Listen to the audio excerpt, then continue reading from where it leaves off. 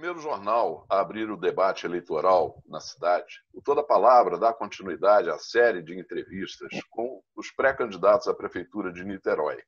Hoje, com o delegado aposentado da Polícia Federal, Antônio Raiol, que deverá receber a indicação do Podemos para disputar a sucessão do prefeito Rodrigo Neves.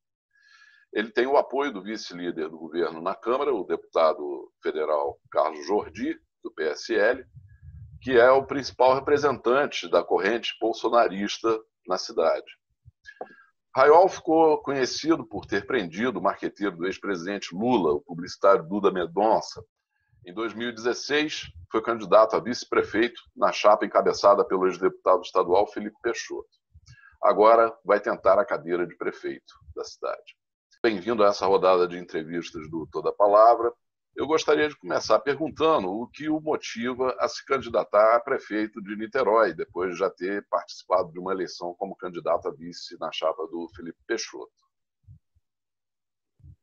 Bom, Hertal, pela segunda vez, eu posso dizer que aconteceu agora a mesma coisa que aconteceu da outra vez. Eu fui procurado por um grupo de pessoas que viu em mim um perfil que seria adequado para representar um grupo. Essa pré-candidatura ela não me pertence, não é a pré-candidatura do Raiol. O Raiol é apenas o porta-voz, representante de um grupo muito grande de pessoas em Niterói que quer um candidato de direita disputando essa eleição. E você disse muito bem, o deputado federal Carlos Jordi, ele é o grande patrono desse grupo.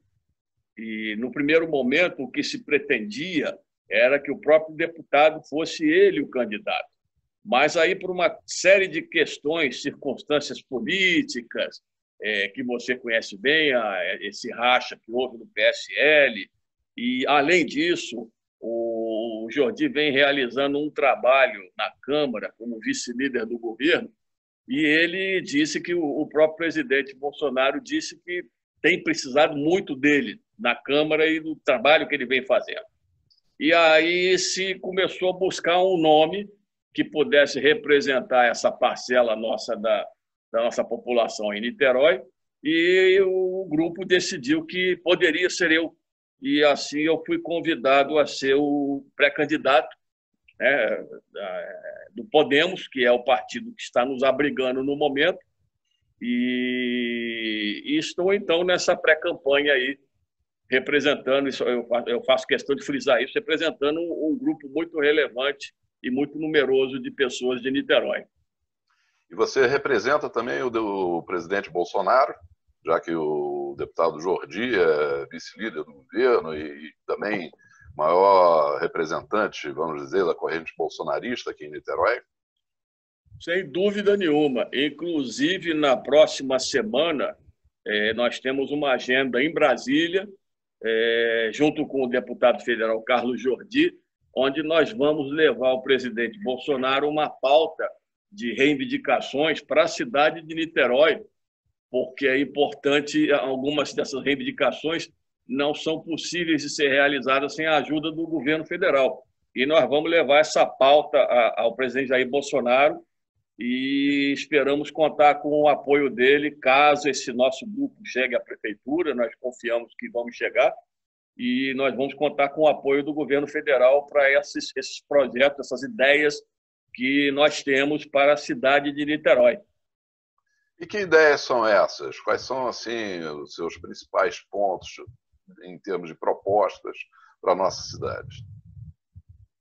Veja bem, Hertal, existem aquelas ideias que nós podemos implementar aqui com os próprios recursos do município, e aí eu posso elencar um grande eixo de ideias seria uma reforma administrativa nessa máquina aqui, administrativa de Niterói, que nós entendemos que é uma máquina grande, pesada, cara e ineficiente. Tá? Nós temos uma quantidade enorme de funcionários comissionados que, no nosso entendimento, não se justifica. Nós temos uma quantidade enorme de secretarias e de órgãos com estruturas de secretaria, cuja existência só se explica pela necessidade de fazer barganhas políticas com um tipo de política que hoje em dia não se sustenta mais, e isso gera essa máquina pesada, cara. A população paga por tudo isso. A folha de pagamento da prefeitura hoje ela dá um total por ano de 1.300 bilhões, e nós entendemos que essa folha pode ser enxugada em pelo menos 30% com base no uso racional, no uso austero desse recurso, que é um recurso importante, que é o funcionário comissionado. O problema é que nós temos em Niterói cerca de 5 mil funcionários comissionados, e isso simplesmente não se justifica. Basta olhar o próprio portal da Prefeitura de Niterói, que nós vamos perceber que algumas estruturas administrativas de Niterói têm o seu orçamento quase todo consumido em folha de pagamento. Isso é um absurdo, isso precisa acabar. Nós temos estruturas em Niterói, como, por exemplo, administrações regionais, que hoje, no século XXI, não tem razão de existir. É um absurdo o cidadão ter que ir a um guichê físico para fazer uma reivindicação, quando hoje qualquer pessoa administra a sua conta bancária. Nós temos muito em conta a nossa ideia de cidade digital, digitalizar a cidade de Niterói. Claro que o guichê vai continuar existindo, o guichê físico, para quem prefere ir no guichê físico, mas as administrações regionais vão ser substituídas por um grande portal, onde o cidadão, sem sair de casa, sem gastar dinheiro com o transporte, sem perder seu precioso tempo, sem levar um chá de cadeira, ele vai poder colocar a sua reivindicação, receber um número de protocolo e acompanhar o atendimento daquele pedido dele. Ou seja, é possível enxugar muito essa máquina, economizar muitos recursos e usar esses recursos em prol da população de Niterói. Esse é o grande eixo de ideias que nós temos. Agora, você falou que quais são as reivindicações que nós vamos levar ao presidente Jair Bolsonaro. Por exemplo, nós vamos levar a reivindicação de um grande programa de construção de casas populares, com apoio do Ministério do Desenvolvimento Regional, que em Niterói nós temos um problema de milhares de pessoas vivendo de forma precária em áreas de risco. Nós já tivemos 2 tragédias grandes em Niterói, que foi o Morro do Bumba, o Morro da Boa Esperança, e as pessoas continuam morando nessas áreas de risco, entendeu? Em moradias precárias. Então, nós precisamos de um grande programa de habitações populares. E isso pode ser feito. Esse programa existe, o governo federal está implantando esse programa, já está entregando residências em vários pontos do território, e nós queremos trazer esse programa para Niterói com apoio do Ministério do Desenvolvimento Regional. Uma outra coisa que nós vamos pedir ao presidente Bolsonaro é o apoio para implantar um grande eixo de VLP em Niterói. O que é o VLP? O VLP é o veículo leve sobre pneus. Todo mundo já ouviu falar do veículo leve sobre trilhos. O veículo leve sobre pneus é exatamente a mesma coisa, só que, como o próprio nome diz, ele funciona sobre pneus. É um veículo elétrico, ele tem uma guia no piso, onde vai um braço ali que vai norteando a condução desse veículo. A nossa ideia é que esse veículo tenha um grande eixo descendo lá do alto, lá do Caramujo, um pouco além do Caramujo, até a Praça Araribóia e dali até Charitas. Sim, ajuda para a construção desse grande eixo de VLP em Niterói, como uma solução rápida, relativamente barata em relação a outras ideias, com o propósito de resolver esse problema da mobilidade urbana de Niterói. Então, ficamos casas populares, o VLP e as escolas cívico-militares. E nós ainda estamos estudando a introdução de mais um item nessa pauta, mas eu ainda não estou autorizado a falar sobre isso, porque nós ainda estamos estudando esse 4º item que nós vamos levar ao presidente Bolsonaro. Certo. Tá, naturalmente, nessa conversa, você também deve pedir o apoio político, né? O apoio para as eleições, né? A política brasileira, a política nacional, ela está muito tensionada, né? Há um debate muito radicalizado entre direita e esquerda. Você acredita que essa tensão, você acredita que esse panorama da política nacional vai prevalecer, vai dominar também aqui nas eleições municipais, vai contaminar, vai contagiar as eleições municipais, essa questão ideológica? Em primeiro lugar, deixa eu esclarecer aqui um ponto. O presidente Bolsonaro já disse que não se envolveria diretamente em campanhas municipais, porque ele tem vários partidos que o apoiam no Congresso. Mas isso, evidentemente, não significa que ele não vá ter um diálogo mais facilitado com aquelas pessoas que têm afinidades ideológicas com as ideias dele. Isso aí é natural. E nosso grupo tem afinidades ideológicas. Você mesmo abriu aí a entrevista lembrando que o deputado Carlos Jordi é o vice-líder do governo e na Câmara, e como se diz na gíria política, né, é alguém que frequenta a cozinha do presidente Bolsonaro. E isso facilita muito. Mas o presidente Bolsonaro já disse, já mostrou isso, ele não discrimina nenhum governante em razão de ideologia. Então, não significa que ele não vá dialogar com outros futuros prefeitos. Mas o fato é que, volto a dizer, a conversa é facilitada quando você conversa com alguém que tem ideias iguais às suas.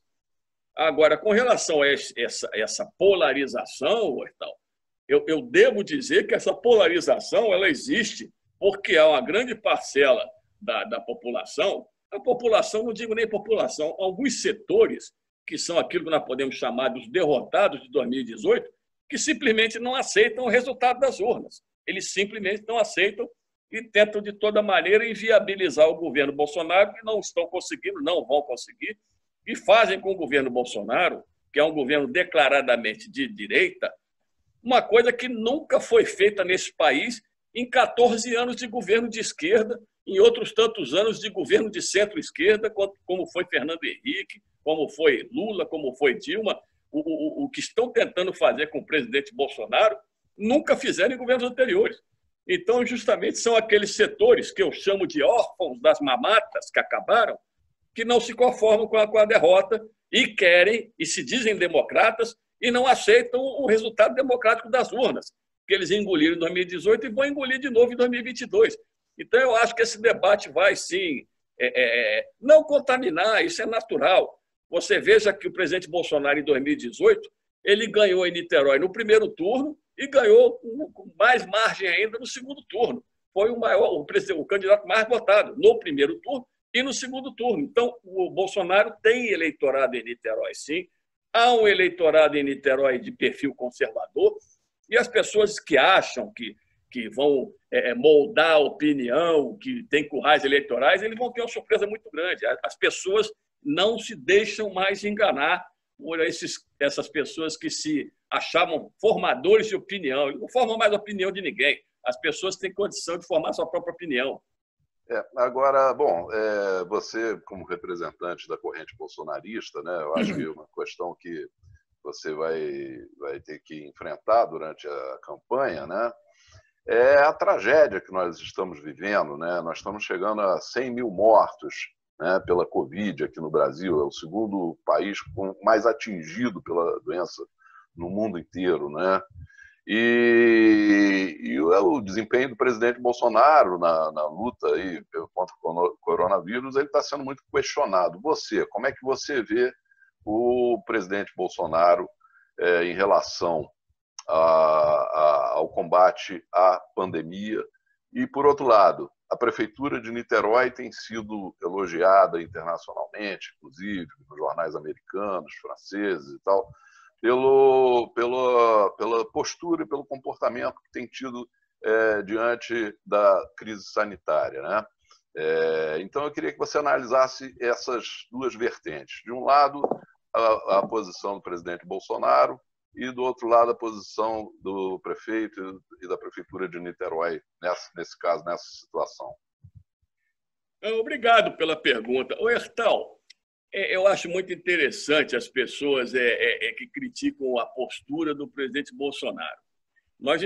Essa tragédia dessa epidemia, ela atingiu o mundo inteiro. O Brasil, considerando a proporcionalidade de número de mortos em relação aos habitantes, não é o país com o maior número de mortes, não é verdade. Tá? O presidente Bolsonaro tem feito tudo o que está ao alcance dele. O problema é que há pessoas que entendem que o presidente Bolsonaro deveria participar dessa histeria coletiva insuflada no Brasil, achando que todo mundo vai ficar trancado em casa e que vai resolver o problema. O que o presidente Bolsonaro tem dito desde o princípio, é que ele acha que o chamado lockdown vertical não é a melhor solução. E hoje há vários especialistas no mundo, inclusive a própria OMS já deu declarações a respeito, dizendo que não se tem mais certeza se o lockdown vertical foi uma boa ideia. Nós estamos aprendendo no meio da doença. A própria ciência não chegou a consenso sobre nada. Nós talvez tenhamos consenso daqui a alguns anos. Nós temos opiniões científicas para todos os gostos.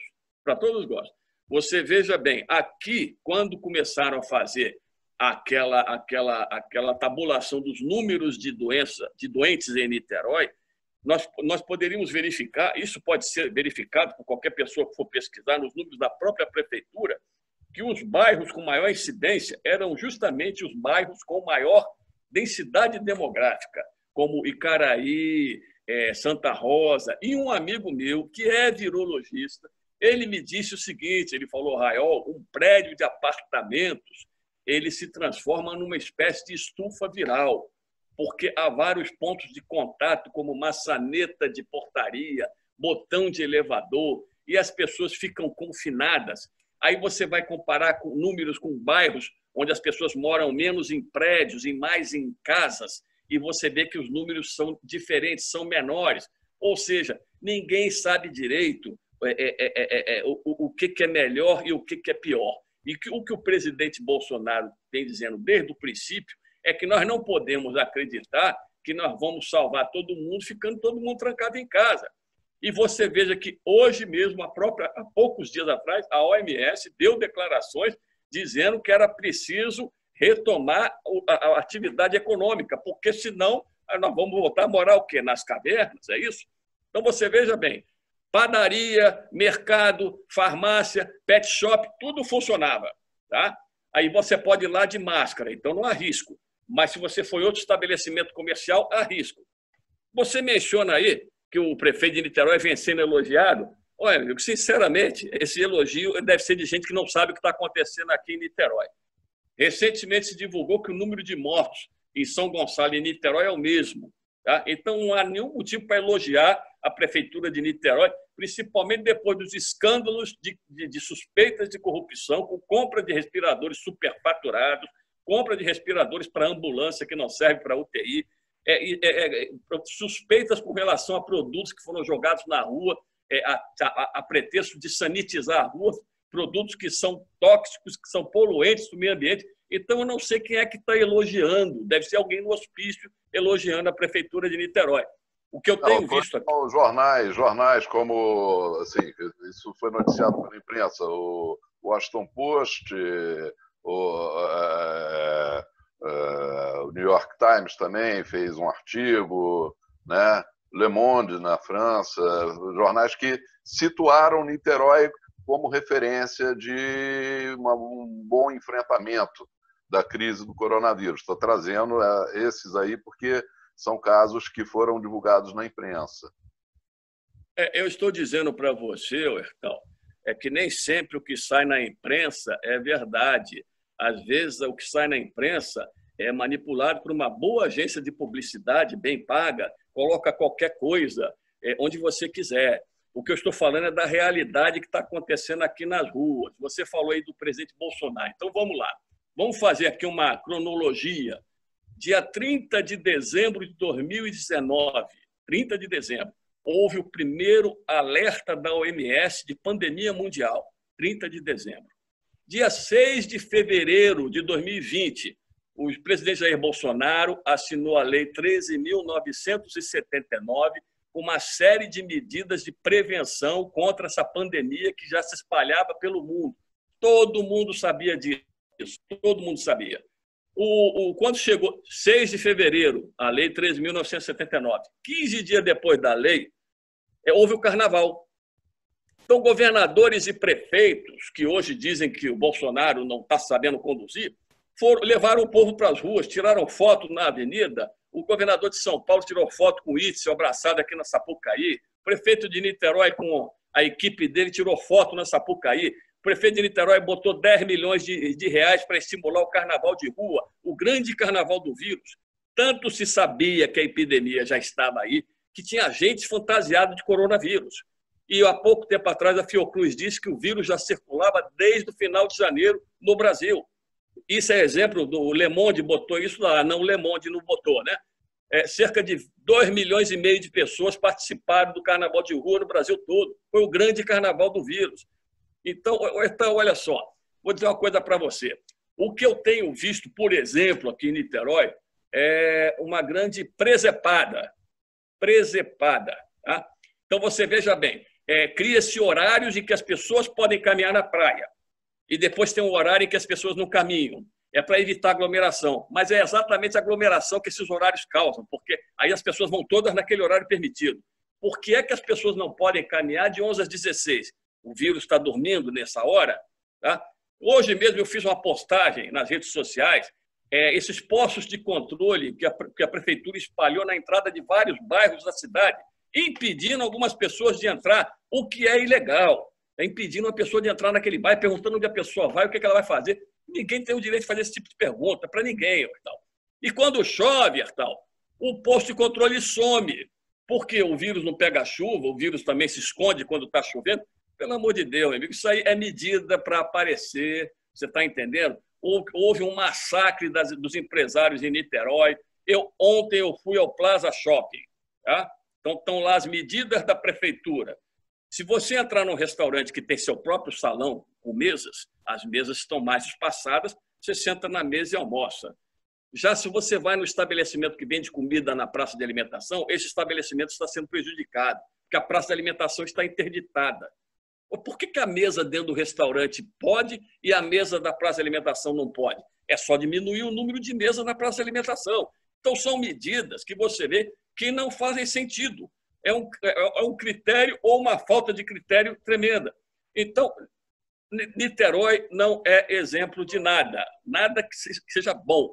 Você está entendendo? O número de mortes em Niterói demonstra que não há a menor diferença entre a quantidade de pessoas que foram vitimadas aqui e outras cidades. Sinceramente, eu não consigo ver nenhuma diferença. E não é porque eu sou pré-candidato, não, estou falando como cidadão. Qualquer pessoa de bom senso que se vai na rua perguntar, você não vê a aglomeração. Os ônibus estão circulando com aglomeração, tal. Os ônibus estão circulando. E o que a prefeitura faz a respeito disso? A prefeitura não quer incomodar os empresários? Qual é o problema? Então, por que os critérios são diferentes? Então, que critério científico é esse? Não existe critério científico nenhum. O que existe é o seguinte, é a ânsia pelo palanque. Até a epidemia virou palanque. Por que o prefeito não suspendeu o carnaval? Porque politicamente seria inconveniente. O carnaval é um grande palanque, todo mundo sabe disso. E vamos lembrar, o presidente Bolsonaro foi impedido lá atrás por uma medida do Supremo Tribunal Federal que disse que cabia a governadores e a prefeitos estabelecer as medidas regionais. Aí agora vem cobrar do presidente Bolsonaro o que ele fez, o que ele deixou de fazer. Não, pelo amor de Deus, eu não concordo com isso, não posso concordar. Isso é mera politicagem e isso não está enganando ninguém.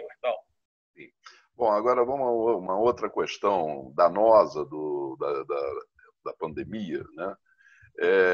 É o rastro de destruição econômica que ela vai deixar para trás, em todas as cidades, em todos os lugares, né? Niterói não vai ser diferente. Niterói já está sofrendo e vai sofrer economicamente as consequências da pandemia.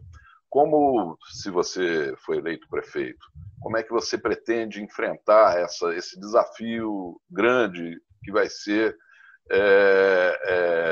dar o socorro econômico necessário para a cidade sobreviver a essa crise que vem logo depois da pandemia? Não, na realidade, esse problema econômico vai atingir o mundo todo, não é só a cidade de Niterói, não. Eu acabei de falar para você que nós estamos com esse plano de pedir apoio do presidente Bolsonaro na questão do programa de construção de casas populares.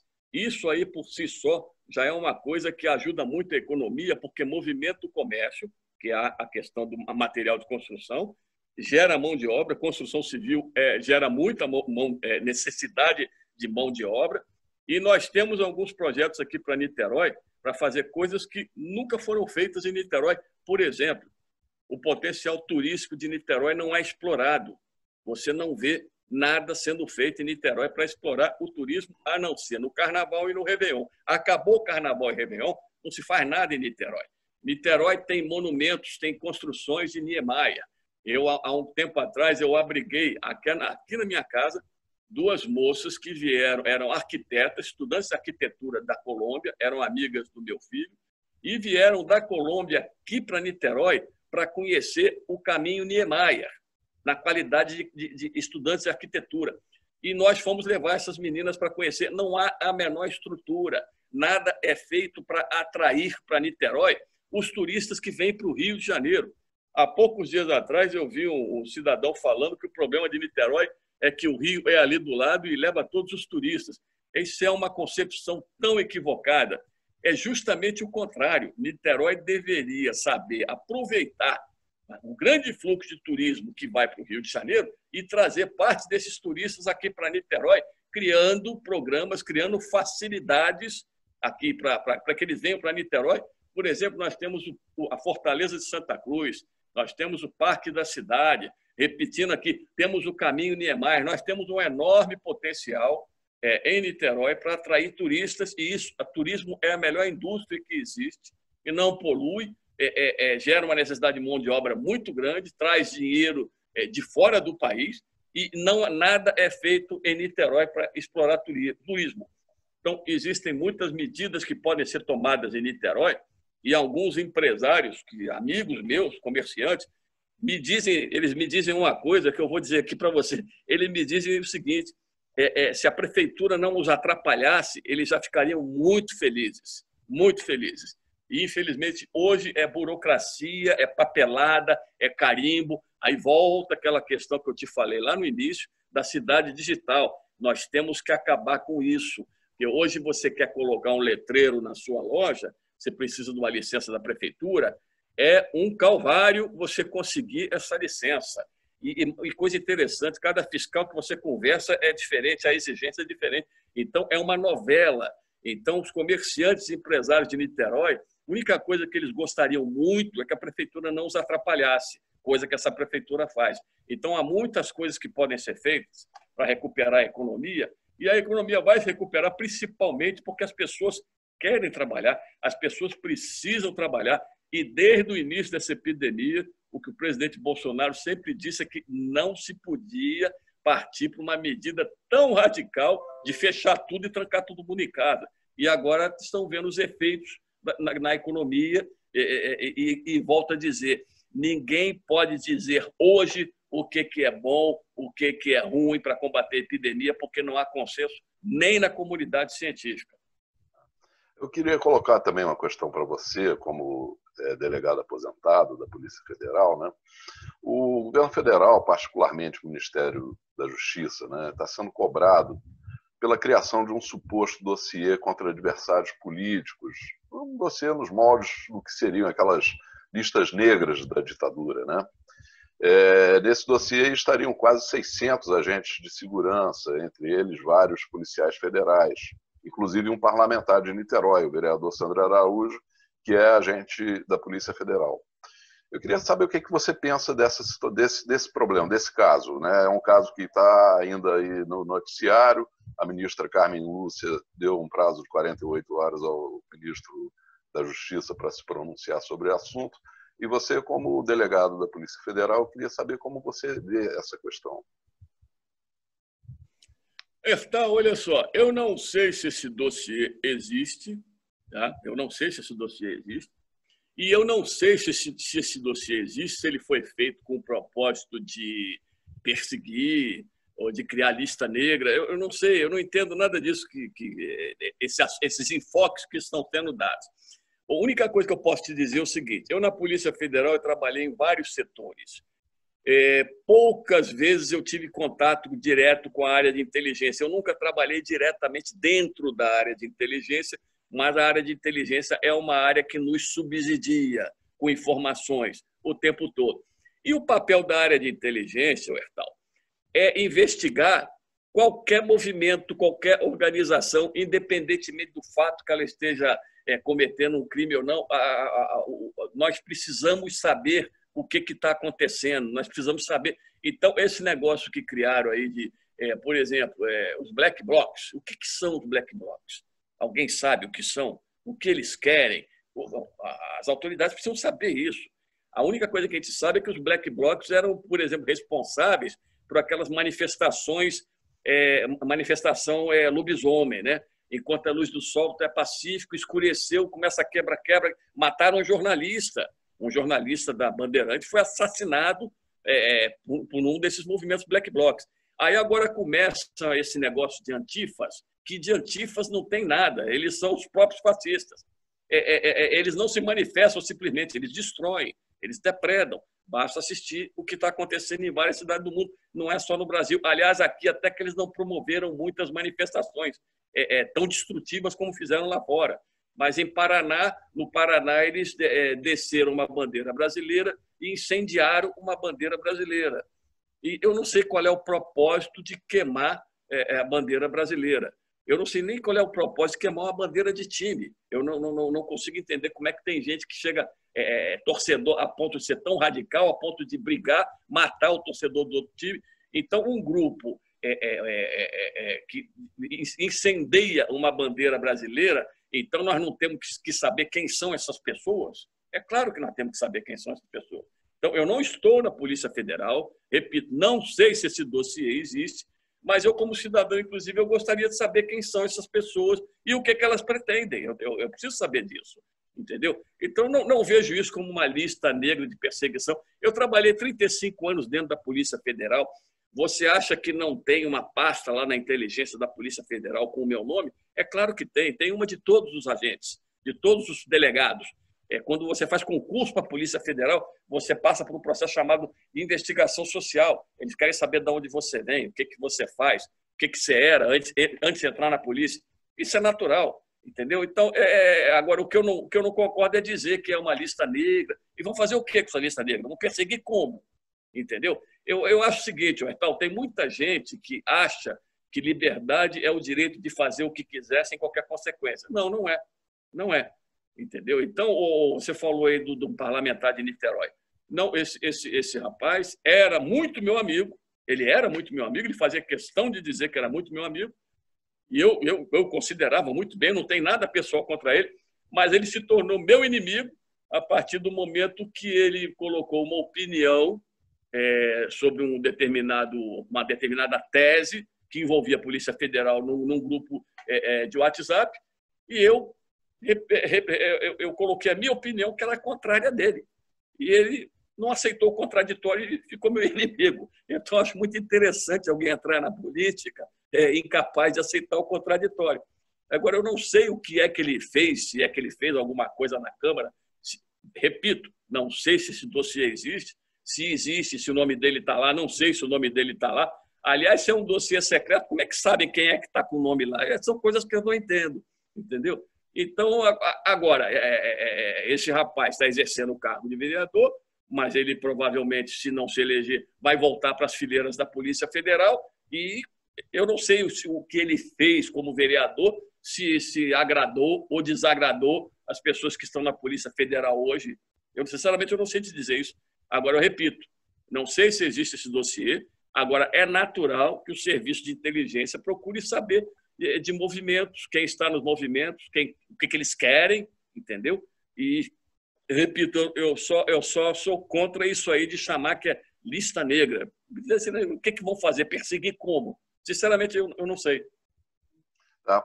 Agora, como é que você vê aí o processo eleitoral no meio dessa pandemia, Rael? Como é que você está se preparando para enfrentar essa campanha com todas as dificuldades que a situação vai impor? As dificuldades de contato, de aglomeração, né? Como é que se supera os problemas de contato com o eleitor? Hertal, nós estamos vivendo um momento atípico em razão dessa epidemia, que afeta todos os aspectos da vida de todo mundo, e vai afetar muito essas eleições agora, porque nós estamos na pré-campanha, né? Então, nesse momento, nós estamos fazendo apenas o que a lei permite e usando basicamente redes sociais. É muito difícil você reunir pessoas, você conversar pessoalmente com as pessoas. Então, nós estamos todos tendo que nos adaptar, como essa entrevista mesmo aqui. Em outros tempos, essa entrevista deveria estar sendo feita presencialmente, né? E nós estamos fazendo usando recursos tecnológicos. E a própria campanha vai ser uma campanha muito complicada, porque esse estado de coisas, no meu entendimento, ele só beneficia quem está com a máquina na mão. Porque nós vamos ter uma grande abstenção. Eu não acredito que nós tenhamos um quadro de normalidade até novembro, né? E nós vamos ter que convencer a nossa militância, que nós temos uma militância, pessoas que apoiam o presidente Bolsonaro, nós vamos contar com buscar o apoio dessas pessoas e vamos fazer a campanha dentro das possibilidades. Agora, não vai ser igual a nenhuma outra campanha eleitoral que já se teve no país aqui. Aliás, qualquer lugar do mundo que fosse acontecer hoje uma eleição teria as suas limitações em razão dessa epidemia, né? Me parece que uma questão de vacinação em massa nós só vamos ter no início do ano que vem, na melhor das hipóteses, e até que isso ocorra, as pessoas vão continuar com medo, e é para ter medo mesmo, entendeu? Eu perdi 2 amigos nessa peste aí, e, por outro lado, conheço vários amigos que passaram por esse vírus e nem tiveram sintoma nenhum, então até nisso essa epidemia é estranha, né? Porque você fica sem saber o que esperar. Então é isso, Hertal. Vamos fazendo a campanha do jeito que se pode fazer. A nossa campanha vai ser uma campanha muito pobre, mas a nossa possibilidade de vitória vem do uso das redes sociais, a exemplo do que aconteceu em 2018, né? Você veja que o presidente Bolsonaro teve a campanha mais barata da história, já feita no Brasil, basicamente redes sociais. Ele e os candidatos que se elegeram sob a bandeira Bolsonaro também fizeram campanhas muito baratas. E nós vamos fazer campanha barata não por opção, porque não temos dinheiro mesmo. Mas nós vamos seguir em frente e nós temos confiança no apoio que nós vamos ter das pessoas de Niterói mais conservadoras e que votaram em Bolsonaro em 2018. Ok. Antônio Raul, queria te agradecer a participação nessa entrevista, toda a palavra, e boa sorte na sua trajetória. Um abraço. Ok, um abraço para você, Hertal.